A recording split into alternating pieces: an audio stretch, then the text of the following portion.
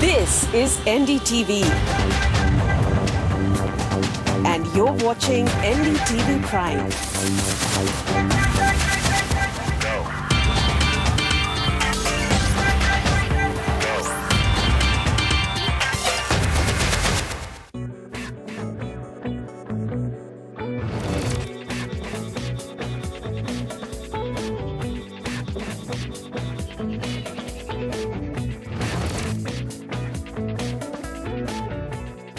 Hello and welcome. We live in a world today where nothing is personal or safe.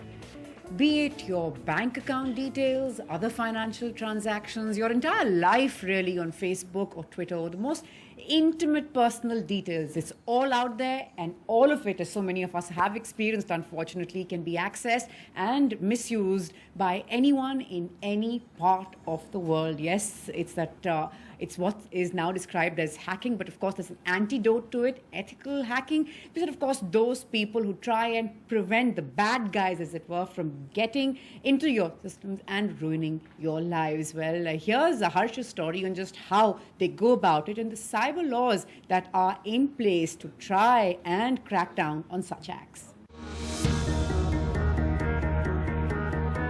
A message that should have warning bells ringing loud and clear. It is a sign that you have been hacked. All your personal details now in the hands of a stranger who can wreak havoc with them. And the possibilities are endless. Your personal details, email passwords, bank details, all gone. But there is an antidote to it. It is called ethical hacking. Ethical hackers are computer experts who can reverse the damage done. In other words, they are counter hackers who can, while using hacking, retrieve all your information. I am in cybersecurity because in today's world, everybody uses internet, but no one knows how to use it securely. No, every day Facebook accounts hack, everything, CBI websites, PayPal. So I thought security is going to be a bigger issue in future. Computers is what I love, so that's why I got into this hacking stuff and got to know about various things like exploit, reverse engineering, get to know about any of the person setting anywhere in the world through information gathering and a lot of stuff. Nobody is safe from it. They can intrude and invade anytime. Reports say that despite our DOT attempts to curb down the cyber attacks, it wasn't a deterrent to cyber hackers. And you can start young. Like Aman Sachdev, who began hacking at class 7. Unbelievable, but true. I've been quite interested in the world of computers. They have been fascinating me since like a long period. And I was introduced to computers when I was, I guess, in class 2nd, I guess. And I started programming at when I was in class 7th, I guess. So since from that time, I was quite interested in the world of computers. And I kept on going on. And then I started website developing in, I guess, class 10th or 11th. Find out certain vulnerabilities on my school's websites, reported it to my teachers, said, this is how you can patch it and stuff. So I've been interested in this. Then that is how I was introduced to the world of information security. When I actually had the school people out here, I walk, talk, dance, I eat, we dream security, we eat security, we walk security, we talk security. That is what we do out here. There is no debate when it comes to security. Security of our personal data is vital. In the 21st century, with advancing technology, everything we hold dear to us is vulnerable. Earlier, once hacked, there was no looking back. But with the number of ethical hackers on the rise, we can now hope for some sanity in the crazy technology-driven world we live in. With V.S. Harsh in New Delhi, Kriti Mathur for NDTV. And what better place to learn more about cyber law, cyber security, but at a cyber hacking firm? I'm now with Saket Modi. I'd like to introduce him as a hacker, but he has told me that it has to be an ethical hacker because that is what he does, as someone who's running this entrepreneurial startup as of a cyber hacking business. Saket, thanks very much for speaking to us. First and foremost, how did you get started on this?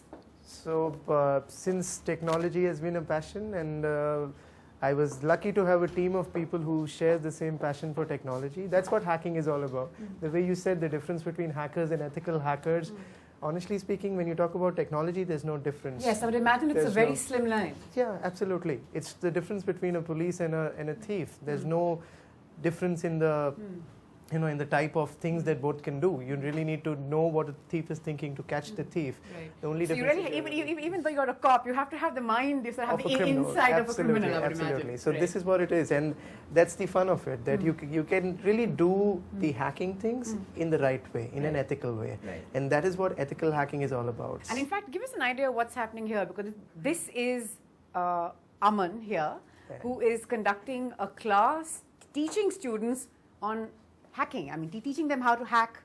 Absolutely. So, in order to be an ethical hacker, you have to be a hacker. There's no denying on the fact. But the teaching of hacking that is happening out here, it's not for the purpose of hacking, but it's for the purpose so that these people, when they graduate, when they go out from here, they can go ahead into organizations and literally secure those organizations and their infrastructures, because they already have seen what a hacker can do. What for you is perhaps the one biggest frustrating moment, or the most frustrating or challenging things? So I would say one of the biggest challenging moments of when you call it as ethical hacker is the perception that generally people carry about this term or this tag of hacker. Even today, when a guy in his engineering days, when he goes up to his dad or his mom and says that, hey, I want to be an ethical hacker, the perception still says that, do something more safer. Are you serious? Do you really want to do this? I don't think so. It's still considered as something which is not acceptable by the society. They don't understand it's not really about passwords and user IDs when you come to hacking. It's much more beautiful. It's an art, you can say. Why do I call this art? Because you really have to think beyond what a person has thought of while making a website or a web server or a system to get inside that system. Saket, coming back to the point, this is great. It's a passion for those who like computers, for those who have the brains for hacking, etc. But lots of youngsters would perhaps want to know, how do you make money of it? How do you make a living of it? So what happens out here is that we try and hack. You understood that by now. Now, every organization today is facing a big challenge when it comes to cybersecurity. There are state-sponsored hacking which are happening thanks to Mandiant reports and NSA's, Edward Snowden, we know that. In fact, Edward Snowden, you said that was an absolutely interesting, priceless nugget. Edward Snowden trained with your team. Yes, he came down to Delhi, and yes, with one of our associates, he had been trained out here, and he went back. That is one hell of a claim to fame, I say. No, we would not say, because again, he's all out there for the wrong reasons. But anyways, so the point is that how do we make a living out of it? So the largest of organizations that you can think of, today when you have an army which is there in some other land which is trying to hack you on an everyday basis, especially when you become a corporate or even a government where somebody else is interested in, and they are always interested, in that case you always want to have your own army of people who understand the field in a very good way. So you want a band of hackers who are ready on call with you guys. You want them by on your your side. team, you want them by your side. And Absolutely. all that. So give us a few examples of where, what's something that's taken you aback. So I'll give this example, and this is one of India's largest e-commerce companies that we were working on. So we really get hired by all these e-commerce and a lot of banks which really hire us in order to, they give us the authorization, and we are allowed to hack into their servers and go ahead and extract some information and show them what is potentially possible by a hacker. This is ethical hacking, of course. So this happened with one of India's, I believe that's India's largest, one of India's largest e-commerce companies. We were able to intrude into one of their main servers, which was storing all the credit card details. We got around 2 million credit card details with their CVV numbers from the server. Which you sort of had access to them, you Absolutely. could see them, you could see them. They could be misused. Yes, absolutely. And this is what is happening in a very, very big way. In the underground community, there are people out there, these community of people who like hacking into e-commerce companies and extracting credit card details are called carders.